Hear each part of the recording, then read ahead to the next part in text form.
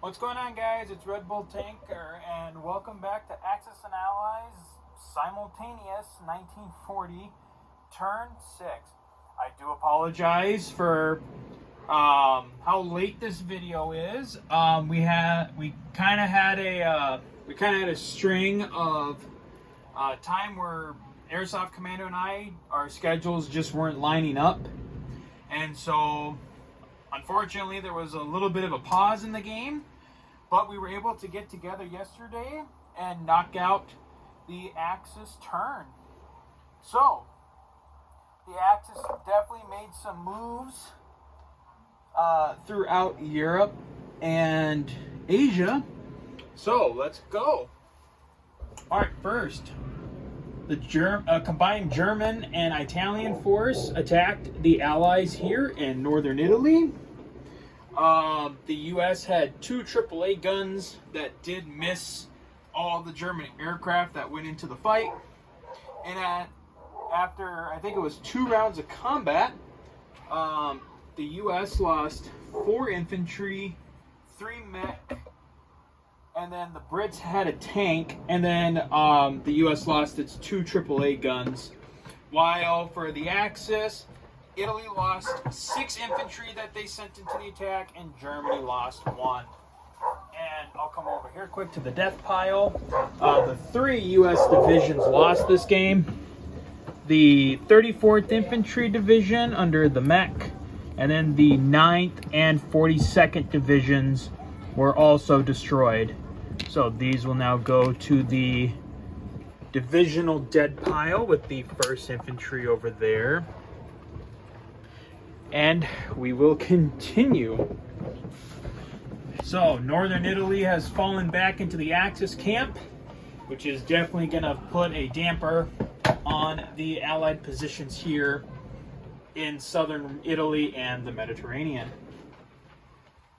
Next, the Germans launched, if you guys remember, in the last Allied turn, the Soviets did a daring attack into Leningrad. The Germans did counterattack with a sizable chunk of their infantry and their armor. It was 1 round of combat. The Russians lost 6 tanks, while the Germans lost 3 infantry. Not a very good trade-off for between the Russians and the Germans for that turn. Next, the Germans launched some small attacks as well. 1 into Bryansk and 1 into Rostov. Both of them were defended by 1 Russian infantry. The Russian infantry were destroyed. And it was only in Bryansk where the Russian infantry were able to steal, or at least were able to roll a defensive hit. So the Russian front is, once again, kind of looking dire for the Russians, especially now that Stalingrad is now being heavily threatened by German forces in and around the area there. Let's see, next. Yes, the Russians did do a walk-on into Belarus. That was left open by the Russians when the Russian armor force blitzed into Belarus so they can make their attack on Leningrad. Alright, then we'll go over to the we'll go over to the Indian Ocean, where Japanese planes from the Philippines attacked a small Anzac naval force here in Sea Zone 44 that had delivered the Anzac forces that took Celebes. There was a Anzac destroyer transport, and then it was 2 fighters and a tactical that went in. The destroyer and transport were lost. However, the Anzac gunners did get a kill.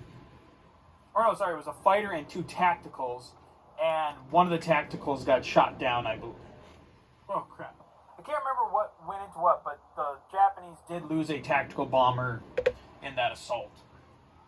And then finally, the Japanese once again launched an attack against Hong Kong, where a lone British tank division was stationed. The Japanese went in with 3 tanks and a lot of their air power.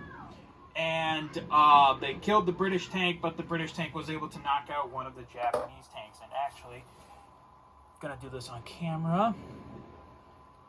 This was a mistake that he made that he wanted corrected, which was putting all of his fighters here, or putting all of his aircraft here into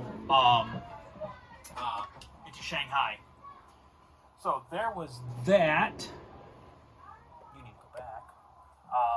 So there was that, and that was it for combat. Non-combat. Over here, basically, the Germans didn't really have a lot of non-combat. They did move some forces from Normandy into southern France, pushing forces further into the Soviet Union. These fighters were part of the Leningrad assault. These fighters were part of the North Italy assault. So Germany just moving their forces around in Italy, trying to get the last of their military back to the boot to try and retake their capital. In the Pacific, the Japanese took a lot of their aircraft from China, moved them to the Philippines. Like I said, moved some forces back, moved their aircraft to Shanghai. Still watching the Russians up there, so they're kind of letting it sit there. And then Japan moved fighters from Tokyo over to Hawaii. We are still looking at a major battle for the Hawaiian Islands coming up, probably on the Allied turn, so stick around for that. It'll definitely be interesting. I'm sure you guys will be willing to see how that all transpires. And then the only issue, the Japanese definitely saw that the Anzac Navy could reach, so the Japanese did throw out a blocker here to keep the Anzac fleet from joining the U.S. attack into the Hawaiian Islands. All right, purchases. Germany had 59 to spend. They spent all 59 of it. Let's see here. They did infantry artillery tank in Ukraine, infantry artillery tank in West Germany, infantry artillery tank, and 2 fighters in Germany. And then at the end of the turn, they collected 55 plus 5 for bonuses. Well, actually plus 10 for bonuses. And then minus 1 for convoy rating up here. So Germany has 64 for next turn. Japan bought 3 infantry in Shanghai, 3 infantry in Shantung, and then they bought 2 fighters for and then bought two fighters for Japan, and